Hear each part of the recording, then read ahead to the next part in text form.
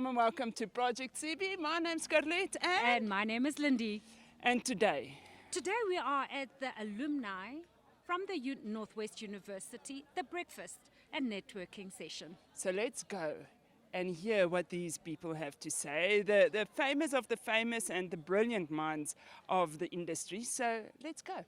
Yes, now Professor David Mudise to come in, give a brief address, and then I'll come back to continue with the program. Can we put our hands together as he comes to the stage? Thank you.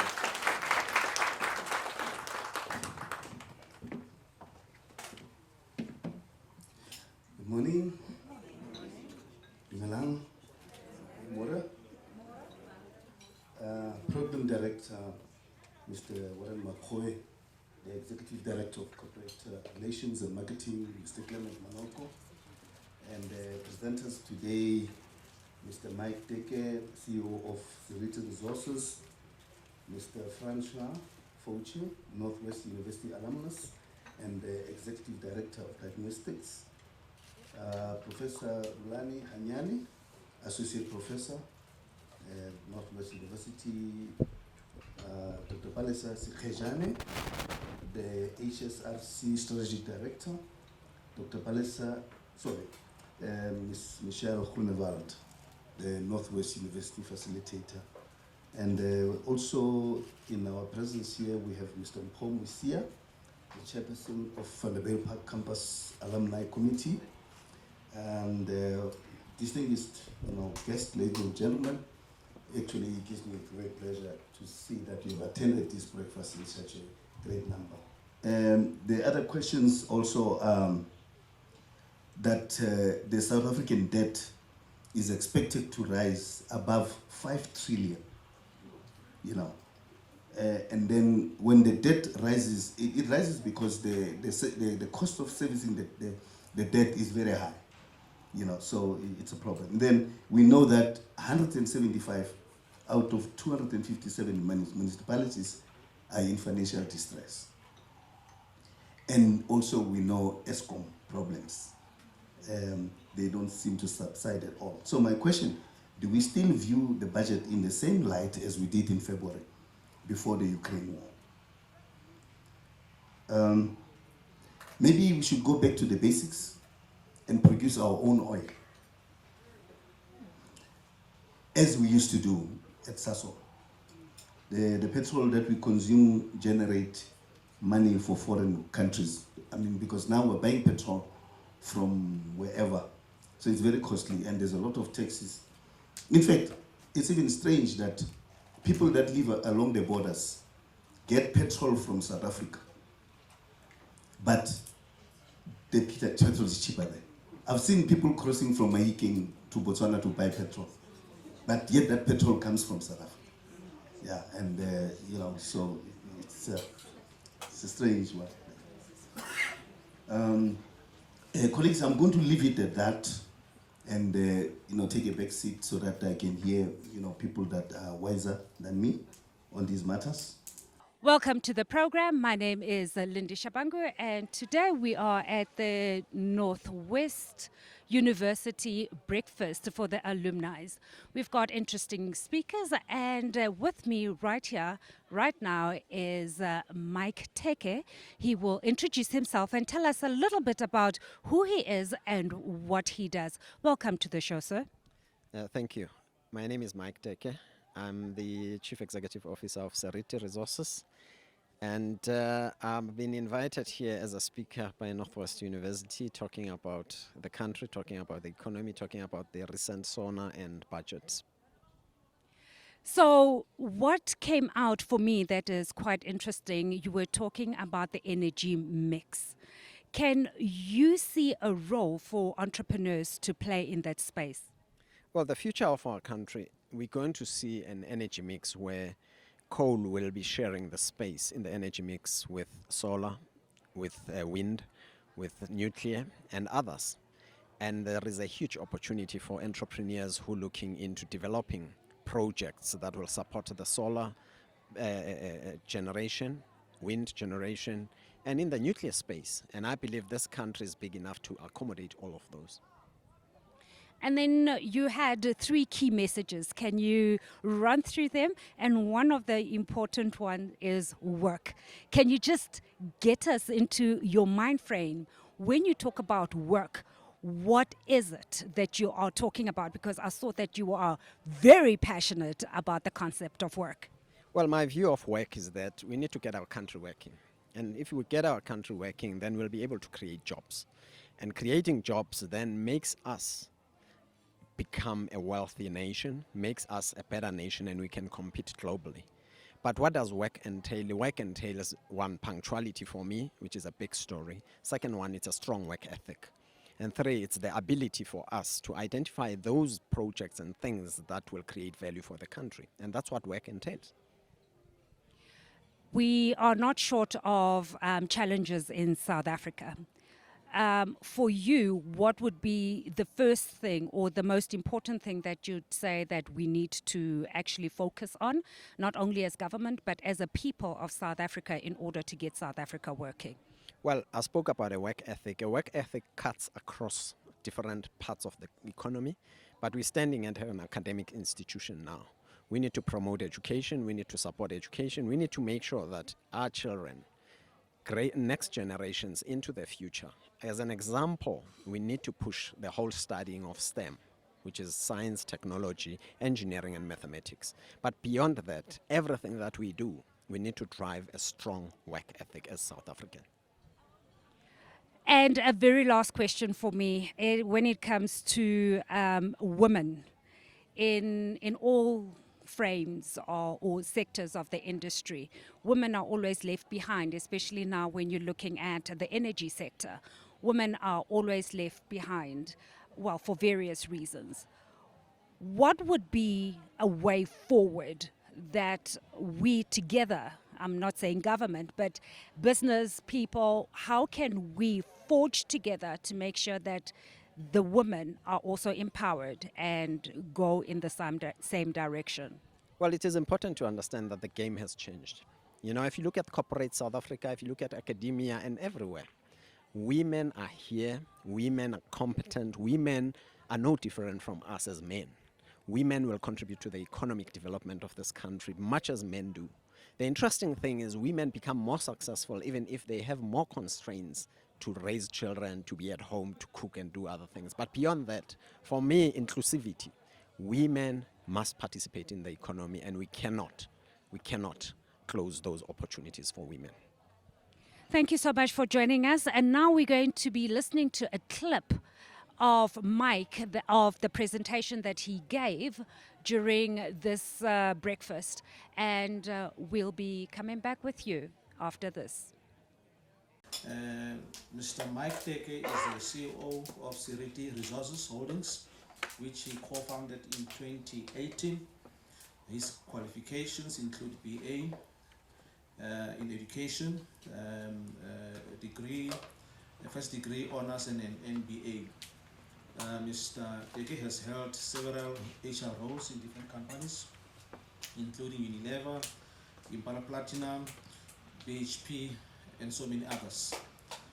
He was previously the Vice President of Chamber of Mines, and he currently serves as Executive Chairman and Controlling Shareholder of Massimo Group Holdings, and Non-Executive Chairman for a number of companies, including Rolfes, Enka Group, and is the Chairman of the Council of the University of Johannesburg. Ladies and gentlemen, let's put our hands together as we welcome Mr. Teke to the podium. Guys, rule number one for me, for a country to be successful, this country must work. We're not working in this country. And I'm critical about it. We start a meeting for 8 o'clock, we start at 25 to 9. We're not going to win this battle, I am telling you now. Professor, you spoke about 257 municipalities that are dysfunctional. We're talking about potholes. You're talking about load shedding. This is not a country that should be load shedding. That's not. We've got everything, guys. Singapore doesn't have mining. Singapore doesn't have land. Singapore doesn't have resources on the ground. You are the biggest in terms of platinum. You control platinum group metals back to back. You are in gold. You've got coal coming out of your ears. You've got the sun. Some countries can live for months without a sun, for 6 to 8 months. You've got wind, you've got everything. You can have a proper energy mix in this country. What I'm talking about, there's no country that will succeed without energy. If you've got powerful energy generation, you're a world beater. I'm telling you now. I know most of you here are sitting with credit cards and the Kolota di Banca, back to back. Some of you are scratching your heads. You don't know where the next money is going to come from next week. There's something called debt. Ladies and gentlemen, debt is dangerous. Debt is a killer. Debt creates false comfort. And I look at our country today and I say to myself, when you look at the budget, we're talking about borrowings. You're right, 5 trillion rand you'll be borrowing. You'll be owing different institutions, you as a country. And then we talk about something called debt to GDP ratio. Economists like to talk about that. In other words, debt to GDP ratio. They look at the ability of a country to be able to sustain itself and be able to repay the debt. So some people come with a stupid argument to say the United States of America has got a debt to GDP ratio of 137%. Japan is over 200%. Some countries like Botswana, there are these countries that are below 18, 15. It doesn't mean you're the best. The point I'm making is this. If you borrow, do you have the comfort to be able to service that debt and still keep these citizens happy? How do you keep these citizens happy? These citizens must be able to work. You remember my word? Work. Wake up, go and do something, earn a living, live a good life. And please don't misunderstand me when I say work, because you think I'm saying find a job. No. Be part of this big wheel, economic activity every day. Entrepreneurial, business, work. Those who want to have jobs, you'll have a job. You'll be a great corporate person. You'll enjoy your life. But this thing called debt is dangerous. It is very dangerous. Why? Because we have a high unemployment rate. Most of our people, I must tell you a funny story. In 2012, I participated in a debate with a very big professor. I won't mention his name. He's a very top academic. And we were talking about, because I grew up in a township. You know, if you grew up in a township as a black person in South Africa, you're privileged. You know why? Because you know these things about townships. I'm a township boy. So this person was saying to me, no, we'll pay people grants, social grants. And I said, that's the most dangerous thing. That's one of the most dangerous things that take away your dignity. I am not against the payment of grants. Please, guys, don't misunderstand me. I'm not saying that. I'm not saying don't pay people grants. Countries like the UK, you get a dole. You get paid for sitting at home. If you're unemployed, you go and find a job. Countries do it. As long as you can sustain it, as long as you can afford it. And the problem with us in South Africa, we've developed a model or models to work around getting a grant. I'm told that we become pregnant because we want to get a grant. No. But people are poor. I understand that. I sympathize with that. I grew up in a poor environment. But the fact of the matter is that there are fundamental things that we as South Africans don't talk about. You as the alumni, I presume all of you here have got degrees, MBAs, PhDs, you've done your professors and that, because you're part of the alumni. You can't be part of the alumni, actually, you don't know. Right? I'm talking about you here. So you're a good captive audience where I must talk to you guys. This economy is not going to work. Tenders alone. Tender 8 o'clock or do a restaurant and play with the computer, the invoice. You don't even know the job that you're doing. No, guys. You're killing this country. You know what's the worst thing about you as South Africans? You are the worst travelers. You want South Africa? Tell me, if you destroy this country, where will you run? We are like Lesotho, Zimbabwe. Where are you going? I'm not saying they are bad countries. I'm saying you are bad travelers. Can you live in Zambia? No. Let's sharp more. So guys, here's my message to you. Let's build this country. Because we are good people. I'm not saying we are bad people. We're not bad people. But there's something interesting about us. We need to get this country working.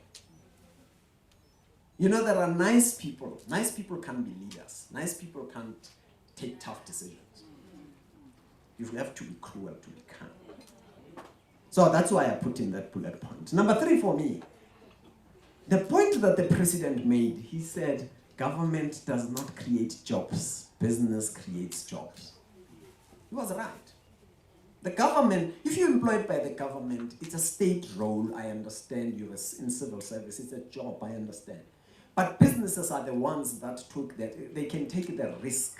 As an entrepreneur, I go to the bank and say, can I borrow more money because I've seen an opportunity to expand there and create more jobs and make sure that I employ more people. And more entrepreneurs will supply me with goods and services and the like, and we grow that way. But there's no minister who can go to the bank and say, can I borrow money? The Department of Labor needs 20 employees, 30 employees. In fact, a smaller civil service is better, but a smaller, efficient civil service is better. So business will continue to create jobs. And guys, don't misunderstand, business is not an enemy. We need to create an environment that is conducive for us as business people to transact every time, to do business easily. Going to welcome the next speaker, Mr. Francois Fauché. Started his professional career as an economist at Wharton Econometric Forecasting Associates in USA, which is a commercial think tank founded by a Nobel Prize winner, Dr. Lawrence Klein. And at Wharton, his responsibility included macroeconomic modeling and economic metric analysis of selected sub-Saharan African countries. He is an alumnus of the Northwest University, and he also served as a global trade advisor, and he's a research fellow at Africa Top Rated Business School, which is GIBS, Center for African Management and Markets, and was recently appointed as Executive Director to head up growth diagnostics in collaboration with the Northwest Business School. A big round of applause for Francois. I have a fairly loud voice, so not sure if I'm going to need this thing. But nevertheless, I see some familiar faces here this morning. Thank you very much. Zanele has asked me to say a few things this morning, say a few words, not many words. She asked whether it could be about the budget and the State of the Nation address that we had earlier on this year. Previous speaker spoke very eloquently about those things, so I thought it would be sort of a duplication if I were to cover exactly the same topics. So what I want to talk briefly about, literally for like 10 minutes, is more the environment in South Africa, the business environment that we've created over the last 10 to 20 years. We know it all happens within the budget, within the State of the Nation. But instead of looking at the numbers in the budget again and stating we are in too much debt, it'd be, I think, more worthwhile to look at what is actually happening on the ground with industry. And in order to do so, I'm going to share a few slides. I don't know whether you can see there, but she's asked me to spend 10 minutes. In 10 minutes, I can literally show you the tip of the iceberg.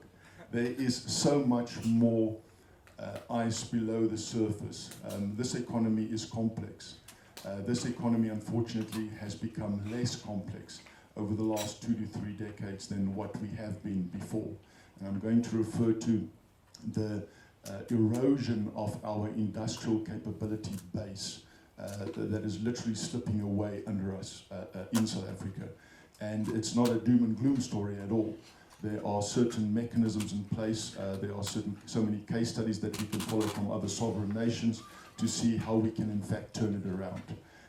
And it all comes down to work ethic. Without work ethic, none of these things is possible to turn around. So if we can go, so the next slide is like I like to say to the students, especially at the business school, you need to have an open mind. When we talk about concepts and when we talk about growth models and when we talk about new ways to do things, don't come to the classroom or don't live your life with a closed mind. The things I'm going to share with you requires an open mind for it to sink in and hopefully make you think about that. If we can go to the next slide. Just click again. The South African economy is in ICU and has been in ICU prior to the pandemic. We've been in the ICU, we've gone deep, well, we've been in hospital, and since the onset of the pandemic, we've gone into the ICU. Literally 3 weeks into the pandemic, we've lost our investment grade credit rating. The research shows us internationally that it typically takes about 7 years to win that back.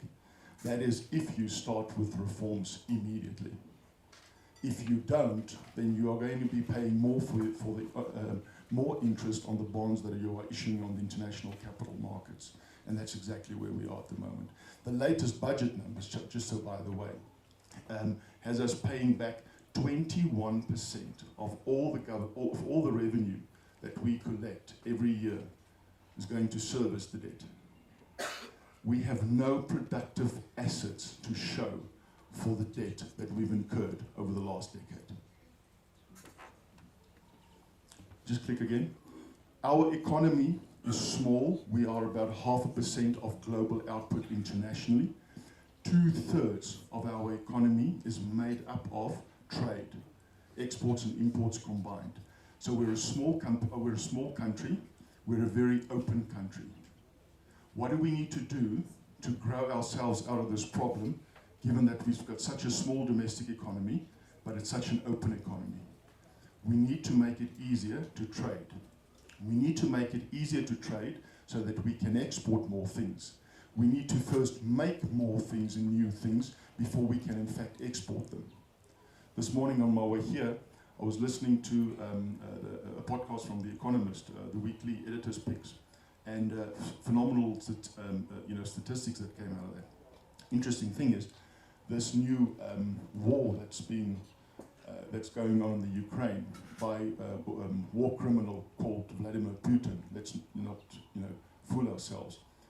4 decades ago, the Russian economy and the Chinese economy was the same size. Today, China is 10 times larger than Russia. I'm going to say that again. 40 years ago, China was the backwater of the international world. And they were the same size as the Russian economy. Today, the Chinese economy is 10 times larger than the Russian economy. How not to do it? Look at Russia. How to do it? Look at China. People say, yeah, but it's autocratic. You can't vote. You can't. You're absolutely right.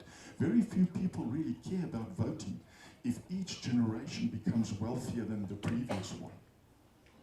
Who do you want to vote out of power? Of course, they won't be able to sustain that pace, but nevertheless. So we have to focus beyond our borders if we want to grow South Africa. And the only way to do that is to grow via exports. To grow via exports, we must make more things in the country.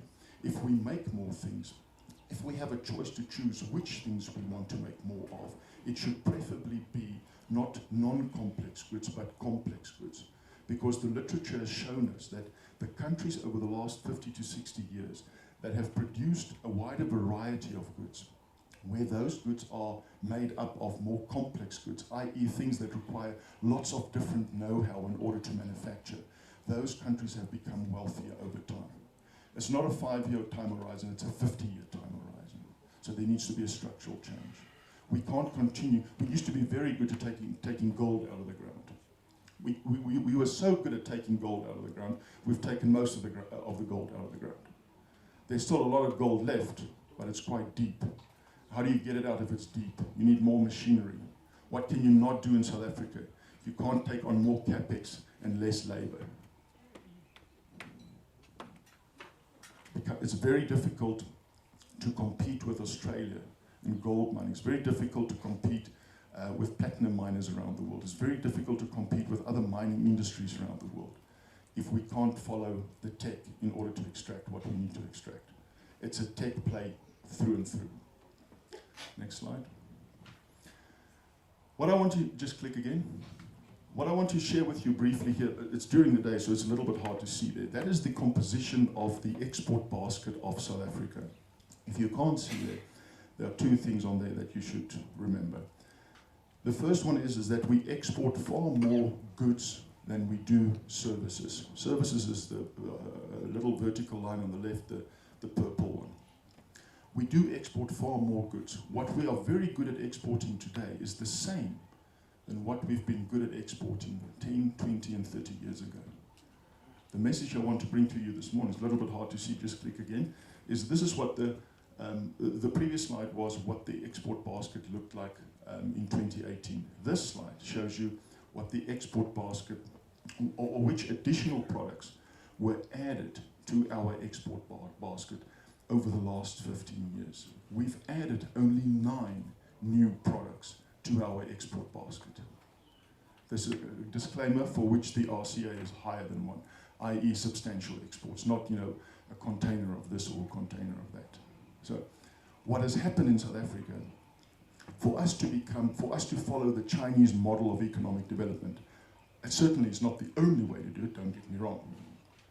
We must export, and we must export more, because the size of our domestic economy is so small. We cannot grow the economy if we have to rely only on the size of the domestic economy. It's small, it's stagnant, it's not growing. We know why it's small, why it's stagnant, why it's not growing.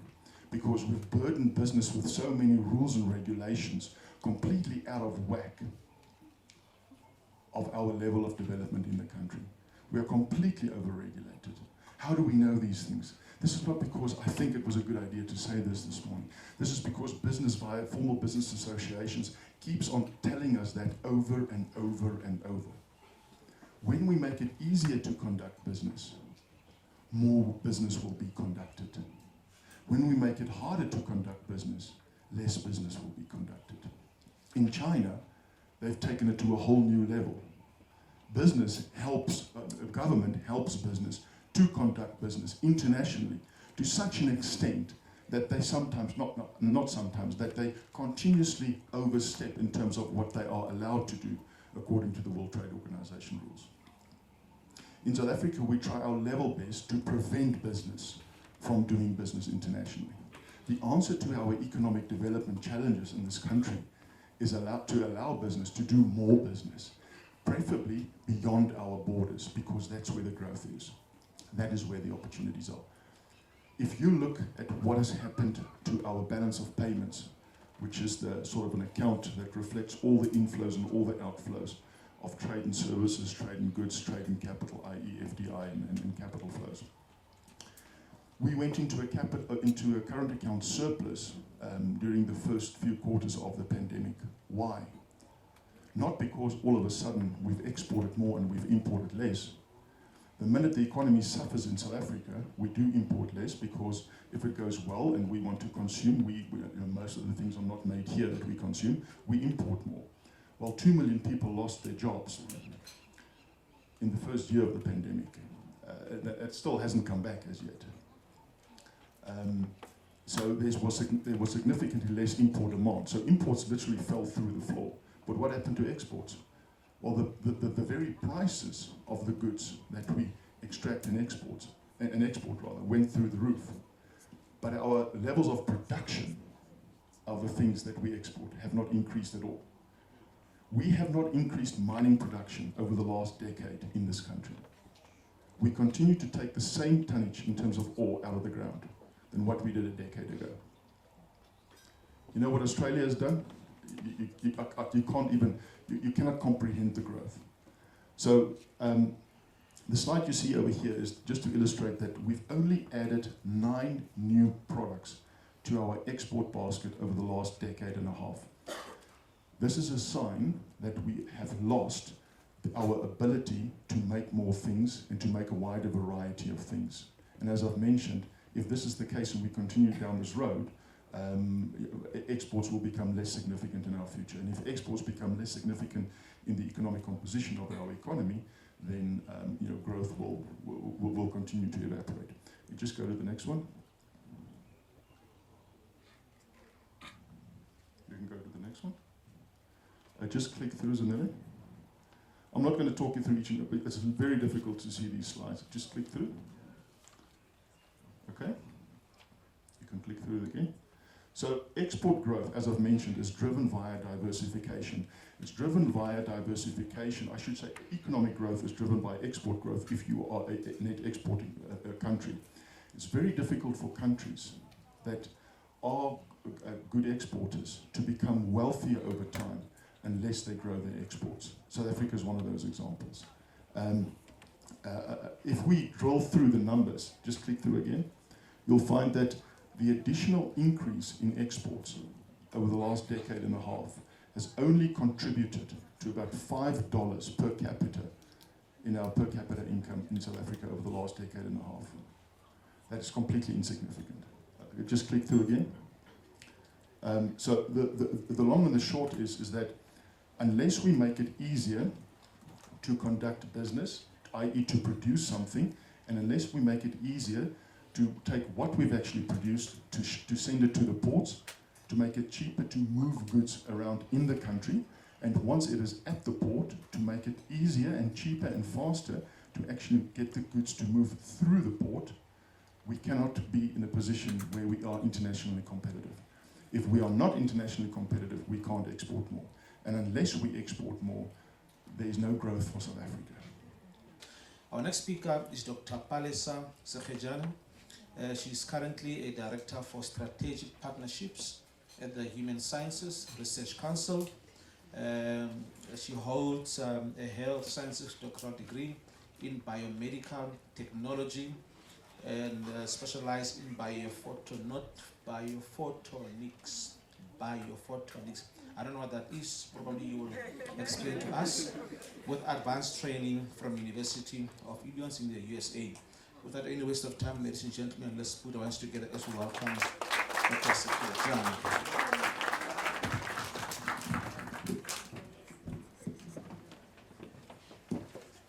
Thank you very much, Program Director, and also let me thank the previous speakers. I'm happy that you mentioned that biophotonics because I can escape explaining why I don't understand economics and the numbers that were mentioned at the budget speech and the SONA. So if I do not meet your expectations, do forgive me in advance. So my name is Palesa, and I'm from the Human Sciences Research Council, as I've been introduced. So let me pass my greetings to you. I don't know, should I refer to you as the Dean or, but let me just say Prof anyway. And the other academics and colleagues. So I think, the question of building the future that works for us, I find it very difficult, particularly at the era that we find ourselves in. I mean, like we are trying to answer whether the state is collapsing or it has collapsed, or, how long do we have before it can collapse? Institutions are eroding, so many other things, social unrest and so on. So it's really not an easy one to discuss. And I mean, like, we are an unsettled and a restless country at the moment.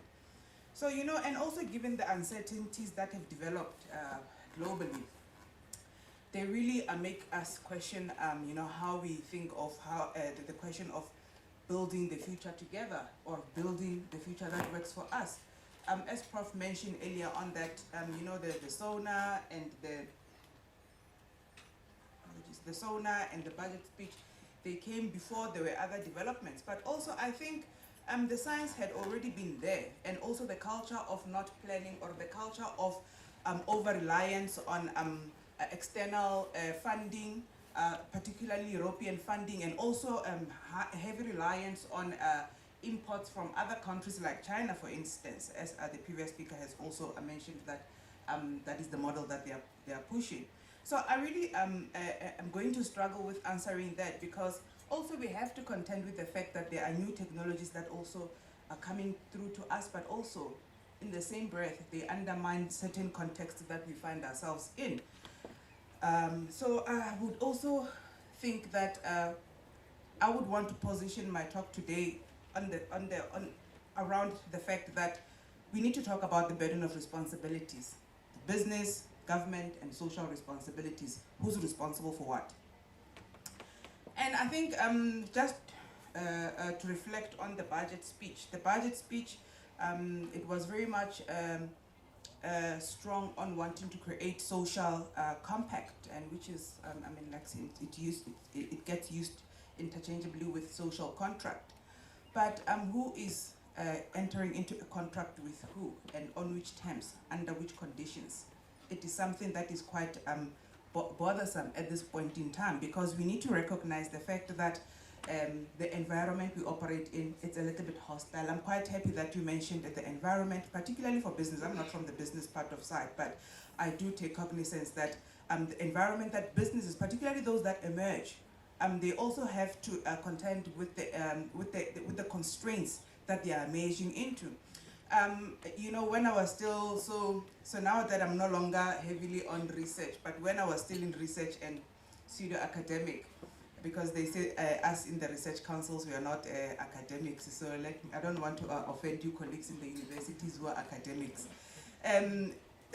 The government's position was always that it is the role of the academics do this, advise us, this and that. But now the tone has moved to the poor entrepreneurs, the SMMEs. So they are having to find themselves in a position to carry the burden of growing the economy of the country. There's nothing wrong with that. It's all brilliant. My concern is really, how do you grow that where we find ourselves in a situation where there is no solidarity, there is no collective voice in terms of the growth that we want to see. And I think also from the SONA, the emphasis was around government, labor, business, and communities. When we talk about communities, whereby in the communities crime is devouring those communities, you know, also there are regularities or irregularities depending on how you are looking at it, and lawlessness. It becomes difficult to think of a social partner and what the role of a social partner is, and how do we even ingrain particular culture or imagine a culture whereby a all of us seated here, we are social partners, relying on government, whether we are business or not, but all of us, we fall under the basket of being a social partner. So the whole proposal of the social compact to grow economy and create jobs and to combat hunger, it needs to find itself in an environment that is promising, that is cultivated for such. And now touching on the fiscal framework that was also presented, I mean, like, it really just touches on few aspects which are addressing the slowing global and domestic economic growth. Also, I just feel that we've always been so elusive or evasive of the fact that simply because we are overly reliant on external influence or countries, whatever happens in the other countries, they find us ready to make excuses for the things that we had not prepared for. I mean, our colleagues have spoken about the numbers and the need to work. Of course, yes, we are an economy that needed to have worked. And we're an economy that needed to have taken advantage of its endowments. But I really feel that it stresses me the fact that with all those beautiful things that the country has, we still struggle particularly to understand where do we harness, where do we strengthen, who is who in this whole economy. And even when we try to lubricate certain aspects for people to eat or to be employed or to be busy in any way of sorts, it's not clear who is taking which responsibility or who is playing which role, who belongs to which aspect. So I think just to highlight some of the key areas that emanated from the, budget speech. I mean, like, it spoke to the fee-free higher education for the first-year students, investing in teachers, investing in healthcare workers, the 24.6 billion towards provincial education departments and to address the shortfalls in the compensation of teachers, as well as the provincial health departments, absorb the medical interns. I mean, like, these are all great. The police budget, justice system, constitution, and so on. These are all the important pillars that we need to work. But I mean, we don't need to talk much about what is happening to our institutions. They are falling apart. So we are putting money into those institutions that are not falling apart. We are needing to create, to deliver services through those institutions to the vulnerable, to those who need them the most, even for those who just don't, but we need them to work. Irrespective of the level of vulnerability, we need those institutions to work.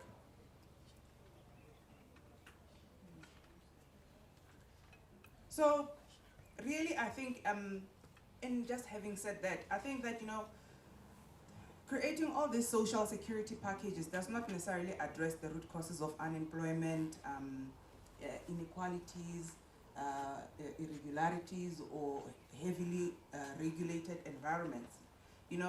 They just really increasingly become unsustainable, and they put pressure on the fiscus. And the question, Prof, of who's going to pay at the end of the day when we have put so much pressure on the fiscus, because the fiscus, we need to be all contributing to growing it. And also, I think, given that we have a very low social solidarity, it becomes, and some of these issues become so politicized, and thus it reinforces the importance of social compact to be created. But when it's heavily politicized and it is not done from a position of creating a country that can sustain itself, it becomes problematic, and which is that environment that we refer to, that it really does not make it feasible to get the country working. So there are certain fundamentals that need to be addressed. And I think I still have about 5 minutes. And also, given that the budget policy intends to increase support for higher education, feed into the medical interns, police, and so on and on. But it's also problematic when we start thinking of putting money to produce graduates, but yet graduates become unemployed. So the tone in which the president is calling on business to create jobs, whereas the state has not been able to utilize its institutions to enable for job creation through the private sector, it is something that we need to be mindful of and address practically.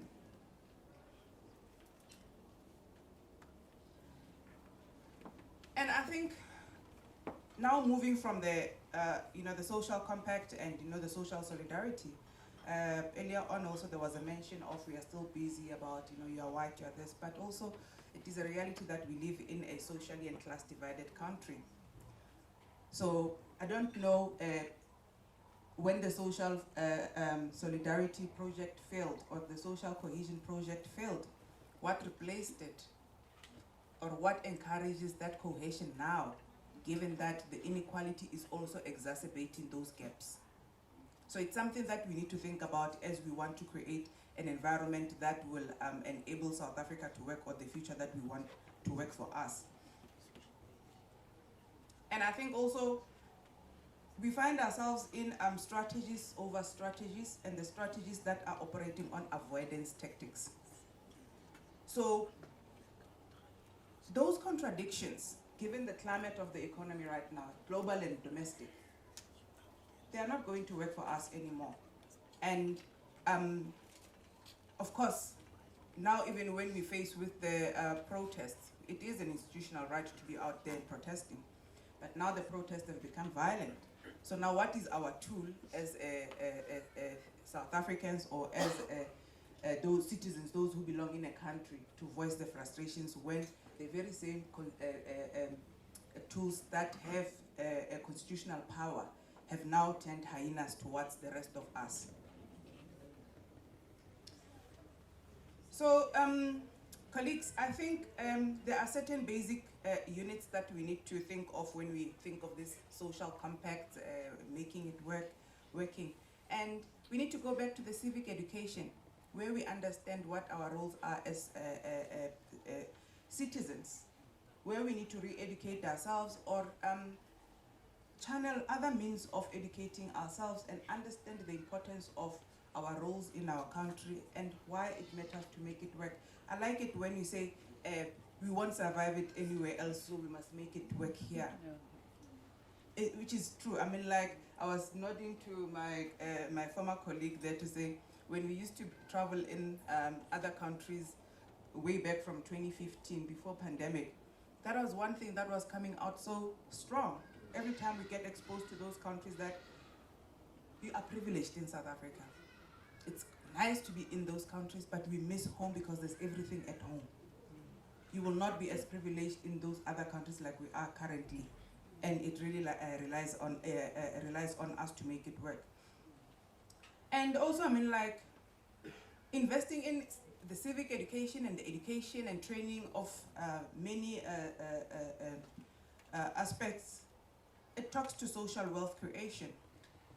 The social wealth creation is the responsibility of the government because it also defines the distribution of resources and creation of a functional, sustainable environment, including the systems, which is the institutions. But now, the human skills thereof, because it's the very same human skills that feed into that social wealth creation. We need to make sure that that responsibility is clearly articulated and understood, and it does not necessarily have to be articulated by someone else to us, but we need to ensure that we are able to create an environment that allows us to articulate it, because those responsibilities is to absorb this human skills capital as well. I mean, like, it's really a difficult question because it's not something that is understood by both social and sectoral areas, or how we can distribute those responsibilities between the social and the sectors. So I don't think I want to go much into destroyed state entities and so on. My colleagues have touched on that previously. So I think for me the recommendations really is that we really need to also support the socio-economic conscious civil society movements, because it is through those, and I'm quite careful to say they need to be socio-economic conscious, because if they're not conscious and they're just out there to be progressive for their own self-interest, that's where we start having conflicts and misunderstandings and misinterpretations of one another's interests or goals or intentions and so on. So we really need to be tactical about how we can engage with the socio-economic conscious organizations or movements. And also, for the academics, for those who are intellectuals, those who are in business, it's time to move out of the ivory towers. We've done it for long. We've been sitting in there. It's nice to write academic journal papers and so on and on. It's good to be attending all these meetings, and we are talking about all these big concepts of social compact and so on. But where are we on the ground where it matters the most? Because a person on the ground who also does not understand the direction of the state will also become an enemy to the state or an enemy to us. So we need to make sure that we are not leaving, we cannot be preaching don't leave anyone behind. We are part of everybody as well. And also engaging the government departments to critique and unbundle the mechanisms and ways of effecting policies practically. We're at the stage where we do not only want to inform policy, but we need to lubricate those policies implementation in the most meaningful and practical ways, because I don't know how many of us even understand policy. We work in policy environments, some of us, and then sometimes it still takes us time to understand what a policy is, how to drive a policy, how to implement a policy. So imagine wanting to think that here is this thing that you must take to somebody so that you can make them work. Or no, we need to be conscious on how we can be practical about formulation of policies and implementation of those policies. The National Development Plan, it really remains a tool that is interpreted by the elites also. And in the ranks of education, civic education, and understanding the divisions of power towards recreation of social compact. The NDP, we are nearing 2030. I don't think 2030 is far. So we are left with about how many years, 7 years or 8 years towards it. and we have been in it for how many years already? So, I mean, we really don't have time. By the time we have to count, we have to get to 2030 thinking that there will be something for us to present on. No, there will be nothing. So we need to make sure that that gets de-escalated and it is implemented and understood for what it needs to achieve for everybody that needs to work in South Africa or make South Africa work. And also the social justice and distribution of responsibility, minding the fact that we are a divided country, racially, spatially, and otherwise. So fostering those bridges between spatial inequalities and other inequalities, it's something that will require us to ensure that we are on a servitude, or is it seven-ship mode, so that we ensure that we are able to deliver, whether it is business, whether it is services by a government, whether it is education by universities or research councils and so on. The divides between those who really have the capacity to ensure that they can make South Africa work, it's something that we need to do away with. And I don't know if really, as much as I'm talking about the practicality, how practical it is, but I think I did make a disclaimer that I'm not here to give answers, but I'm here to just say a few words. So thank you very much, colleagues. Thank you for inviting me.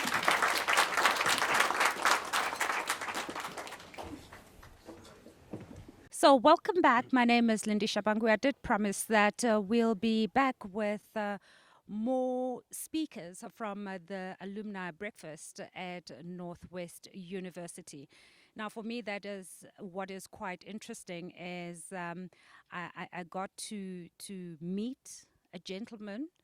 I don't know his title. He'll explain what his title is. He'll give us his full name and designation. But he, for me, was very interesting because he was talking about agriculture. Welcome, sir. Hello, thank you very much for having me.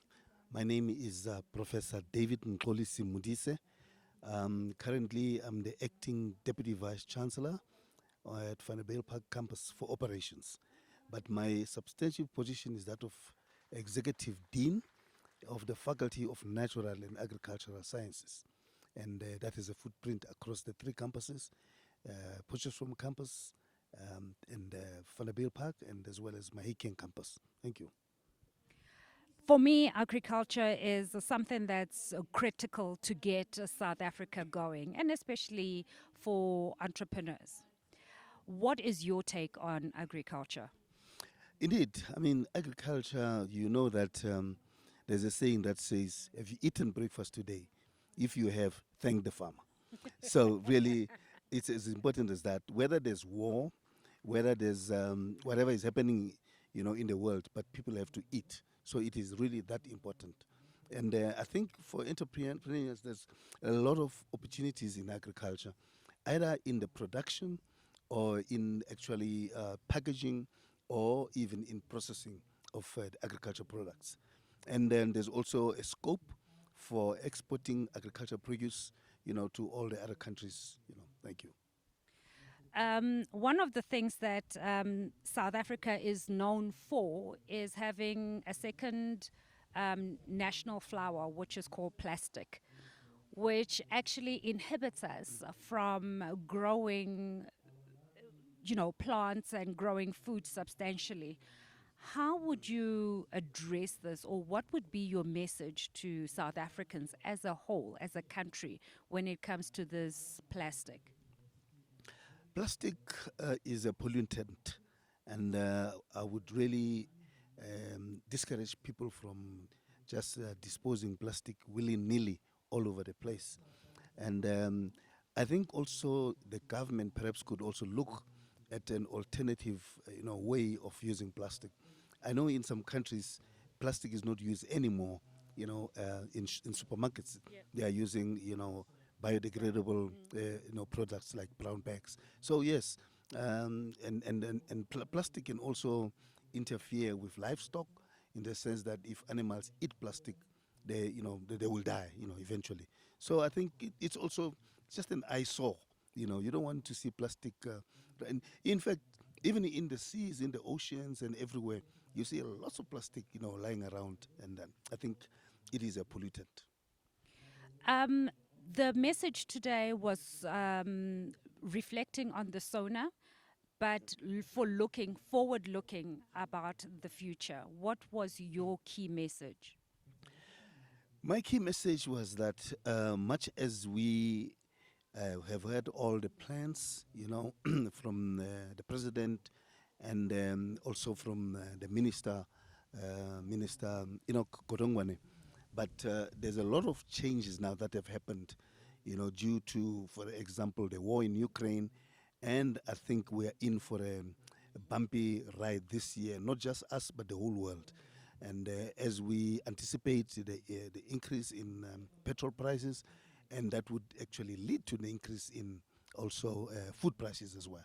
So I think we need to, tighten our seat belts, and then it's going to be a bumpy ride this year. Thank you so much for your time, and we wish you all the best for the future. Thank you very much. Thanks for having me. Question I would pose to Mr. Teke. We've heard lots about taxation, and I think vitally important questions around this. I suppose my question to you, in relaying back, are we collecting enough tax? That we saw in the latest budget speech that we had a reduction in corporate tax from 28% to 27%. Do you think that corporates should be paying more tax, or are you happy with the decision of the finance minister? The ability to pay, the corporates, the entities or the individuals who pay tax, I believe should pay tax because they're generating money, they're generating value. That is why I made a comment earlier and I called it a high-class problem, that you have a great problem to be paying tax because it looks like you're creating value, making money. The reduction from 28% to 27%, I think it's effective from the 1st of March next year, 2023. It is welcomed by industry. But what is important as well, the revenue service must have the capacity and the ability to be efficient in collecting the tax. But at the end of the day, again, we have this a citizenship. I'm talking about us as citizens. We need to be able to develop mechanisms that make us honest citizens.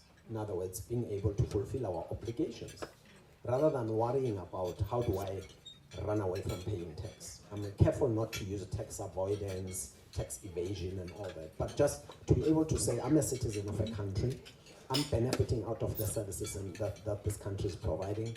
This is a good country, therefore I will pay tax. So I feel that we need to increase our tax base. We need to make sure that corporates pay tax. We need to see that individuals pay tax, but there must be value for that tax that we pay. So I'm supportive that we should be paying tax. Okay. Thanks. Okay, I'm going to move over to Dr. Sejani. Yes, by all means. I'll do that. Okay. South Africa does not have a tax collection problem. We can be more efficient in terms of collecting our taxes.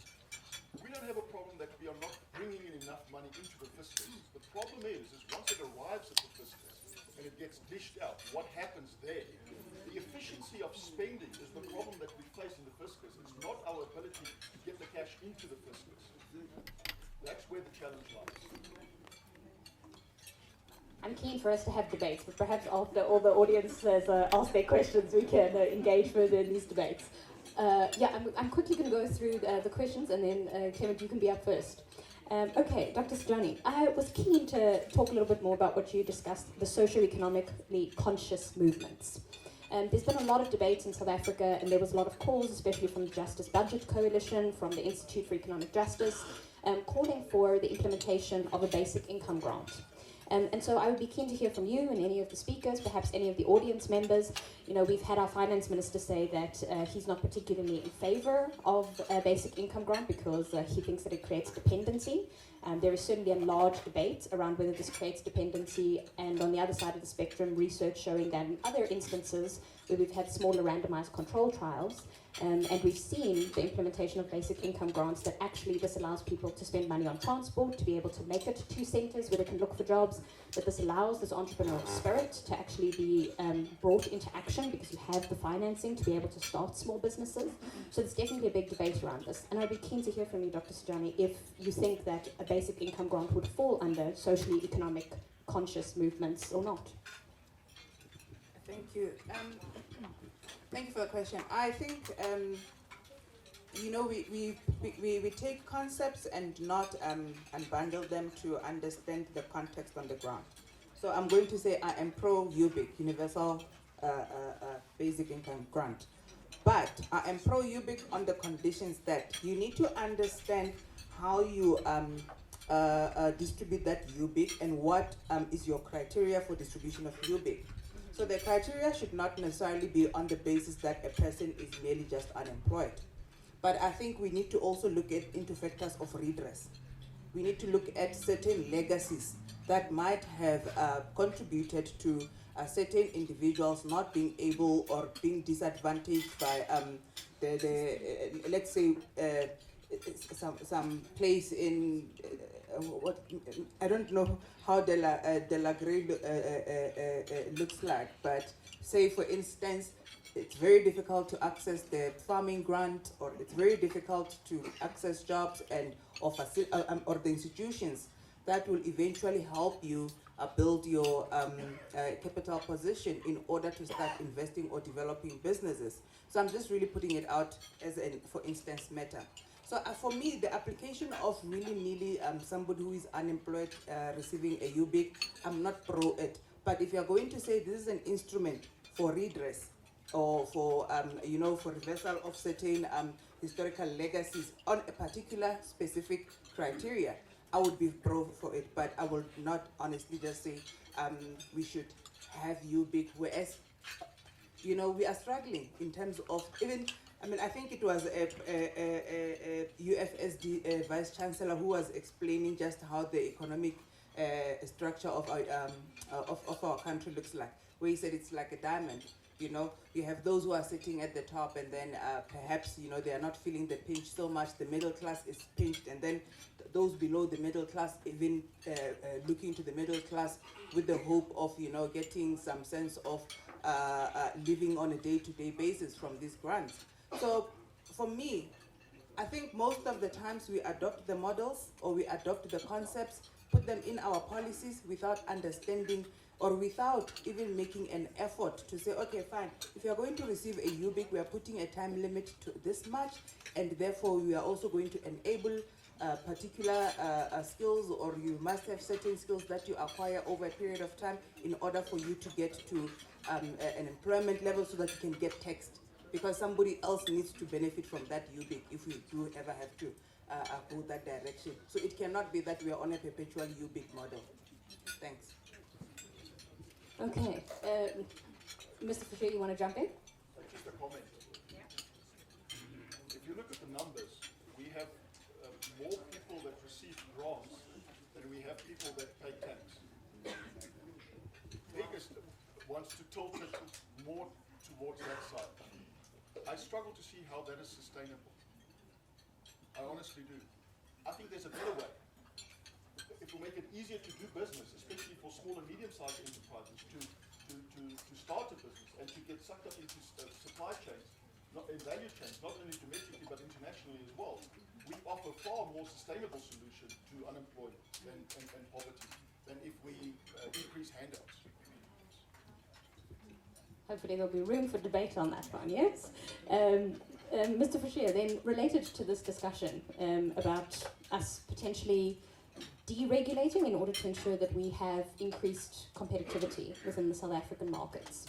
I'm curious to understand the balance between, we're not to say here that we're not holding the ANC government to account, but I wonder if sometimes the rhetoric in South Africa is not very much so related to the domestic decisions that we have made that are incorrect. Now, not to say that those mustn't be engaged with critically, but I wonder if you could comment on the fact that China's success in large part has been to push back on international organizations such as the WTO, and that South Africa in many instances is going to be hindered by WTO regulations. That when we're talking about the debt that we need to take out, in many instances we don't get to dictate the terms or the interest rates that we need to pay that debt back when we are forced to take debt from the World Bank and the IMF, because realistically the African Development Bank, or just the Development Bank in general, is not able to provide us with the type of debt that we require.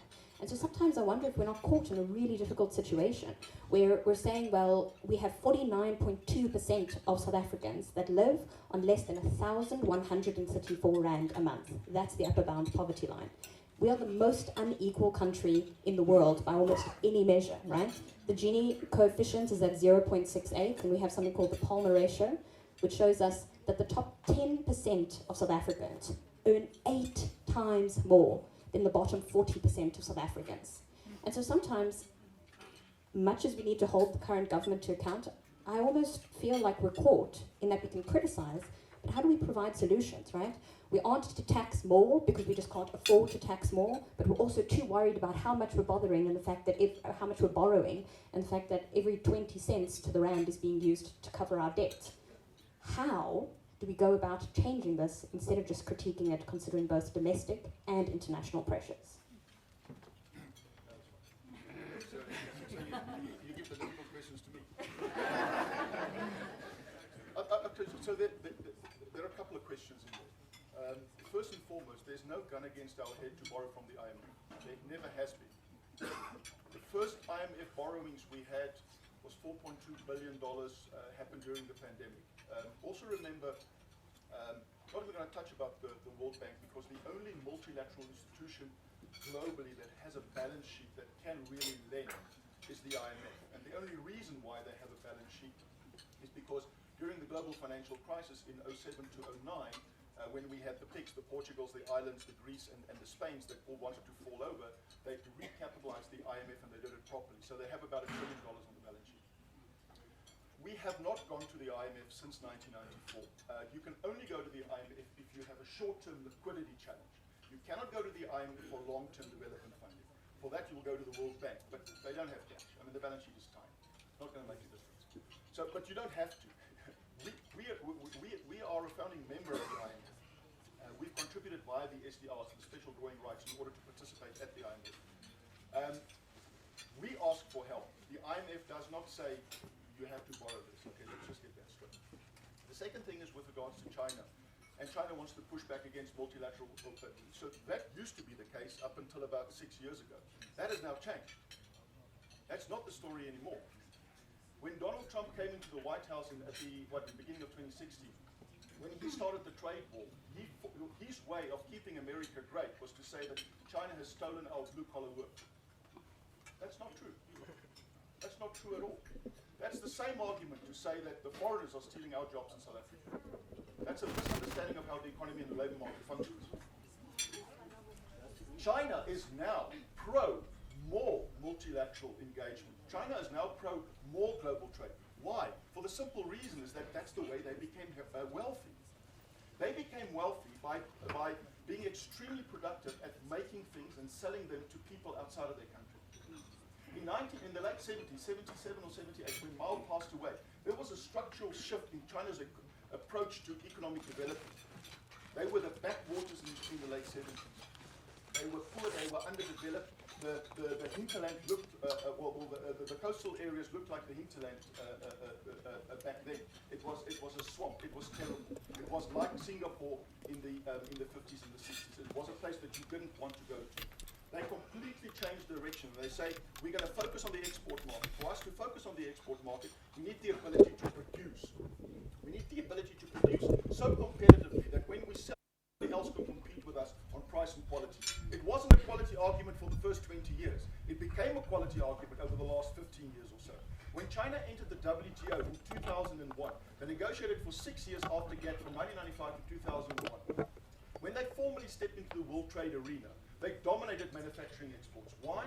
Because they got their shit together in terms of making things efficiently and productively and fast. He spoke earlier on, just before I arrived, about the ability, about work ethic, about the ability to produce something. If you want to become wealthy as a country, you need to make stuff, and you need to. How do you know whether you're competitive or not? You can only be competitive if you can find buyers at a price where you continue to be profitable for your product. If you cannot find a buyer, or if you cannot get your goods to the port in time, or if the cost of getting your goods to the port and in order to process it via the port is so high that nobody wants to buy your stuff after that, that means you've got an uncompetitive infrastructure in your country that prevents you from participating in the export market. So the way we solve this is we make it cheaper and faster to export for South African businesses. How do we do that? Do we need to do a study? Do we need to go? No, this has been studied to death. Transnet is the only one running the ports. They're the only ones running the railways. There's no competition. If the price of moving your goods is high, where do you go if you don't like the price? Well, you can't go anywhere. That's so by law. So we change the law. That's what we change the policy. That's what we do. Thanks. I see that a couple of people are still finishing our breakfast. I'm going to then just pose one question to all three of the speakers, and then we can move round to the questions.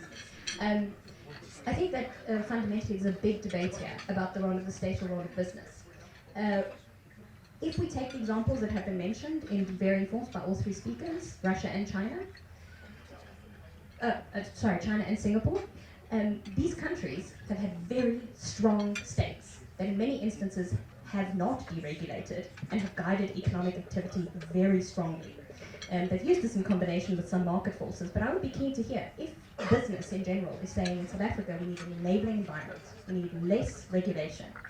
How do we find the balance between those two things, between the role of state and the role of the business sector? I'm going to go from left to right, quick answers, and then we're moving on to questions from the audience. The whole environment where the state believes that it can run business, it's not true. Business must be allowed to thrive and operate. You know, franchise touches on deep fundamental matters. Matters of, if I produce a product and it has to be at pot at a certain time and it must be delivered in the markets, you know, those markets out there are unsympathetic, deeply unsympathetic. I want to link this to a simple example. You know, when we talk about a regulatory environment that constrain people, people tend to keep quiet and walk away. And they look for a home. And capital is like that. Capital, I'll use a terrible word, and I'm going to castigate it for this. Capital is a terrible thing. I won't use that word. Capital looks for a good home. Capital will look for a good return. Okay? Elon Musk today, why didn't he think of producing his cars in Cape Town or Port Elizabeth? He went to Brandenburg in Berlin. Because all of Skulls made time for him to be there. They created an environment. They allowed him to go in there. They created jobs. They created, and we're not going to compete. And Frank was right to make a point that, and I'm going to link it to the point you made earlier. I'm sorry about that.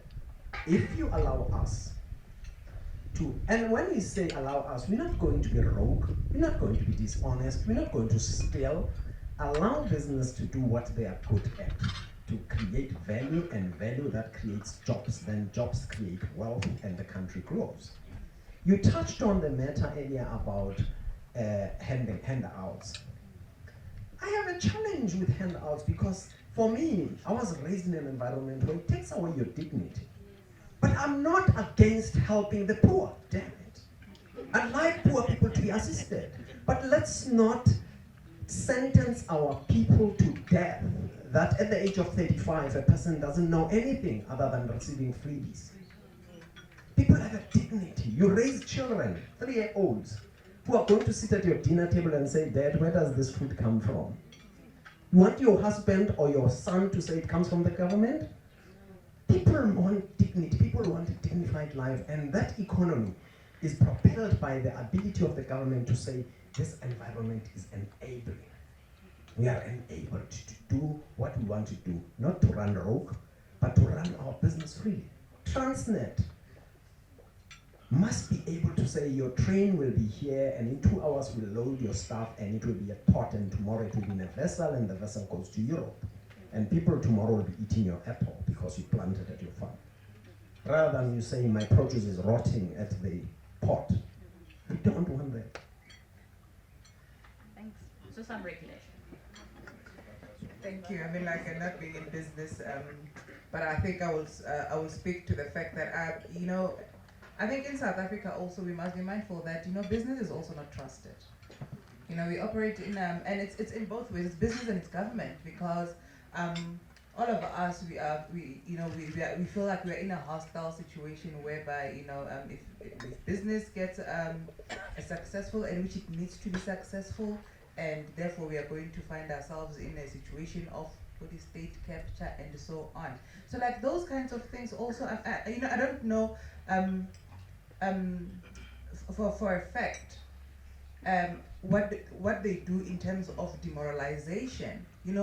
I wish that and that Mike, I think also sometimes when you express this, it's more on a personal experience or personal note, and I'm really happy with that. But then also we cannot be negligent of the context, because that reality or the perceived reality is that there is no trust between state and business, or government and business rather, because all of us, we are part of the state, between government and business. So I think in really ensuring that the regulations are lessened, business also needs to come out clear to say, look, we want to take business out, because business internally, we have certain things that are failing business, and therefore it becomes difficult. So the regulatory, and I'm quite happy with the whole issue of the regulatory, because it needs to be discussed to length and be understood, and not only for the purposes of business. I'll make an example. When it comes to SAPRA, we didn't know the regulatory environment of bringing in drugs or medicines into the country, approval and so on and on. We are learning about those things. They've been there, not that they were not there. But we were not so eloquent about understanding that environment. So I think it's the same that applies with the business. Now, how it operates in South Africa, those limitations, and where it intends to go. Because the fact is that there have been corruption between government and business, and we don't know who it benefits.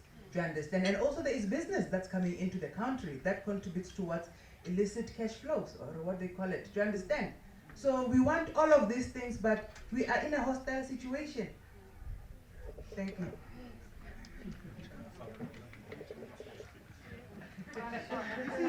These are the things we talk about, that business imposes itself. Exactly. Well, you've heard it from Mike. He's an exporter. I study exports, but he exports. You heard it from the horse's mouth. Just a quick one on the size of the state and the function of the state. I don't think we need. I think to ask the question whether do we need a big state or do we need a small state is missing the point completely. What we should be asking is, we need an efficient state. If it's large, that's fine. If it's small, it's also okay. You need to do whatever public good need to be delivered by the state need to be done in the most efficient manner possible. If that means bringing it to the public via a public-private partnership, like we have with the N4 Bukwena toll road, and have had since 1998, a wonderful example of a triple P that actually works, and have been working for close to 30 years, then I struggle to see what the problem with that is. I also struggle to see what the problem is if we get our ports run by private companies, so that we can slash the costs and slash the time for our exporters to get their goods out. We need to deliver a certain function. In the literature we refer to as public goods, but it needs to be done in an efficient manner. The how is not as important as it needs to be done efficiently. And then just on China and Singapore, I think it's a little bit unfair to compare South Africa to China. We want to do it, and then we have this BRICS thing, Let me rather than just not talk about BRICS, because I think South Africa needs BRICS like a fish needs a bicycle. China and Singapore and all these places, if you look at government, if you look at the state, if you look at people leaving universities, graduates, and if they have a choice where they want to go and work, South Korea is a good example. The most difficult place to get into, once they've left Harvard, which is almost impossible to get into, is the state. It is the most prestigious job if you can go and work for government in Singapore or in South Korea, but it is damn hard to get in because they only take the cream of the crop. It's a completely different society that has developed over there. And there's a lot of literature, but people criticize. You should never do these comparisons. Well, you shouldn't be doing these comparisons. But we should also be having a glance over there and see how they run. How did they manage to design a society like that, where people are drawn to government, not as a last resort? So that's why they're enjoying these phenomenal successes, where we live in a globalized world, and they became wealthy from globalization. There are many countries in the world, when you bring up the word globalization, they want to leave the room, because they say all that it has done, it has taken our jobs. If you're not competitive, that is true. The questions we should be asking is, how do we make ourselves as competitive as possible? It's not 100 years ago where there were no international links. It's 2022. International link is as easy as your phone. It doesn't even cost you money. Thanks. Can we have some questions from the audience, perhaps? Yes, I see a hand at the back. Good morning. My question is directed to Mr. Francois. Earlier on, Mr. Francois spoke about the issue of foreigners not stealing our jobs as South Africans, right? And also I want to touch on the issue of China. We know that China is one of the leading economies in the world, but we must take into consideration that workers are being exploited.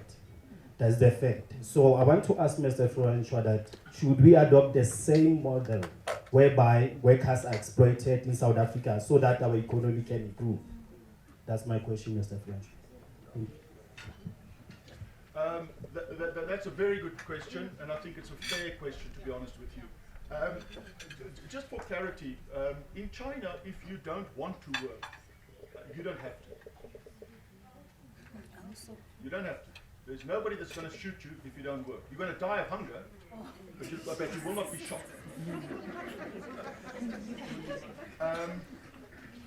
You choose in China whether you want to work. Like we choose in South Africa whether we want to work. To give you an indication, when you speak to the graduates, when they go onto jobs, especially in the Shenzhen area, which is just on the other side of the water from Hong Kong, they say that they would like to continue to study, because when they go into the workplace, the hours are 7 to 9, 6 days a week.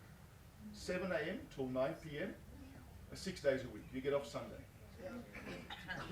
So that's a great incentive to go and do a PhD.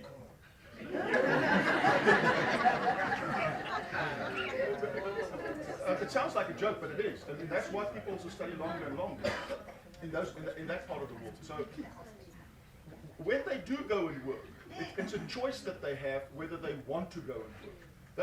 In China, the migration patterns, they've moved from the hinterland to the coastal areas where all the development is. And they've moved there to work these insane jobs at reasonable pay. I can't say at great pay, but at reasonable pay, because the alternative is hunger. It's an option. They don't have many options in China, I should admit. If they don't like the government policy, they can't vote for another government. It's just that it doesn't work like that. Now, that model works really well when your children are healthier and wealthier than yourself. But if it goes the other direction, then it's a little bit difficult, to extract a leader. There's some great literature which talks about the efficiency of governance models. Which models are efficient, extremely efficient, to get societies to go into a certain direction, and which ones are less so? Oh, you'll enjoy this one. Democracy is not particularly efficient, but autocracy is. A benevolent dictator is a wonderful dictator because he takes you to new heights, but you get there quickly. But a malicious dictator, there's a country north of the Limpopo, not too far north of the Limpopo, which they went there quite quickly. They have it's not really counted and stuff. So we are frustrated with the lack of progress we've had in our democracy, because everybody needs to have a say in how it's going to be done. This consensus decision. Consensus decision making is wonderful. We feel warm and fuzzy while we make the decision, and then we have to live with the consequences. So Milton Friedman said last thing. Milton Friedman said a wonderful thing, and here's something for the policymakers. we shouldn't judge the programs and the policies by their intentions. We should judge them by their results. Thank you. Right, I'm just quickly going to interject there. Mr. Teke does have to leave very soon. So if anyone has a question that is specifically that they would want to address to him, can we have those hands raised now so that he can address those questions? Or if it's a general question and you would like Mr. Teke to start with it. Is there anyone that has a specific question to him?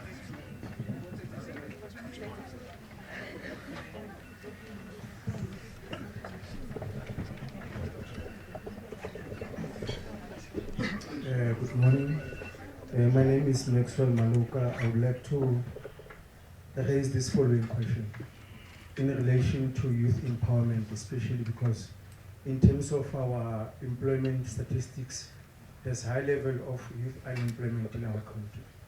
So I just want to check as to what can be done to ensure that we capacitate, develop, and provide necessary development to the youth of South Africa, especially domestically as well as globally, by exchanging our youth with other countries that are developed in mining, like Australia, as it has been mentioned in the presentation.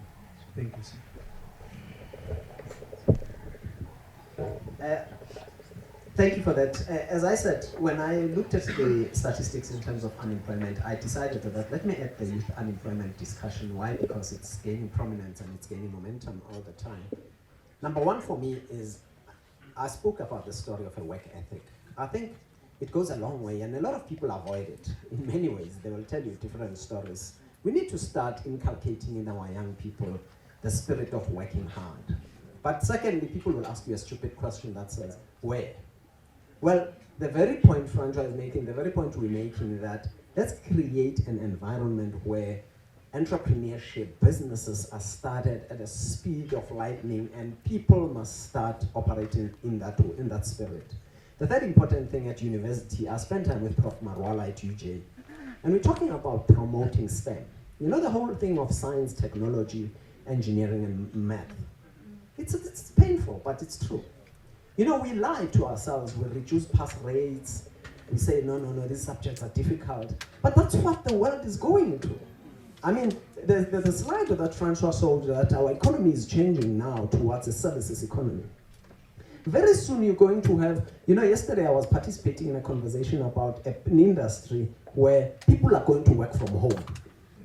And they won't go home. They will not go to any work, but they'll be productive. They won't use public transport. Actually, somebody will stay at home for 12 hours, but be very productive, not needing to go anywhere. We need to start introducing those things. The mindset we have that people must stand at the gate and be employed, send a CV. It's painful when you see a young man or a young woman walking around with a CV going to look for a job. So we need to create an enabling environment that the new technology that's happening now must be embraced broadly. I'll give you a simple example and I'll part with that. I joke about the post office. Simple thing. You know, 20, 30 years ago, we were told that everything will be done on email. You're not going to see a post office. Everything will be gone, no paper. And because we are quick as South Africans to adapt to these things, we destroyed the post office. The United States of America today uses that as an instrument of democracy. Every household has a post box in the US. When they vote, they use the post office. We've destroyed it. If we had a post office, as an example, I'm giving one example, young people would be trained in doing things that are exposing them to the world of work. We have shrunk instead of expanding, whilst our population has grown. Thanks. Welcome back, and like I promised, another speaker from Northwest University. Academic. Why is it so important? And why was this alumni breakfast important? So let the gentleman introduce himself. Welcome, sir. Thank you very much. My name is Warren Mahoe, and I'm the Director for Stakeholder Relations at the Northwest University. The breakfast was very important to us. We call it the Alumni and Business Breakfast. So the university has 3 mandates. One is teaching and learning, number 2 is research, and the last one is community engagement. So this form part of the community engagement, where we look at issues that are very important in our society. SONA is one of them, the budget is one of them, and then we bring together our academics to come and analyze it, simplify it for our community members. But also we invite the business, because they're very important, to come and join us, because as a university, we must make an impact in our community. So we are just implementing the 3rd part of our mandate, which is community engagement. Simply put, the use of our expertise to make a difference in the society. Why the importance of education? Because academia has been brought to the fore today. And I think one of the speakers actually did say that you can be successful without a degree, but he wouldn't say that out loud. But from your perspective, academic falls throughout the core of South Africa. Why would you say it is important? As a country, we know that our government has indicated that education is one of the most important elements to take out, especially the young people from poverty. And we believe that as a university, that's a role that we need to play, producing graduates who will go out to the market to make a difference, but also who will be equipped with information and knowledge to be creative and solve the problems of society. The graduates that we produce, we don't want them to just look for a job. We want graduates who will say, you know what, with this qualification, I can come up with a solution that can make life easy for our people. So the role of education is very critical in that regard. We empower people with knowledge and skills, and the whole idea is that they must use that to make a difference in the society, either working or creating employment by coming up with solutions that will respond to issues in our communities. That's the importance of education and the role that we play as universities. The key takeaway or the parting shot that you would give regarding the breakfast this morning, what would you say for you was the key takeaway? 3 things that I took from the speakers. One was that as a country, we must have good work ethics.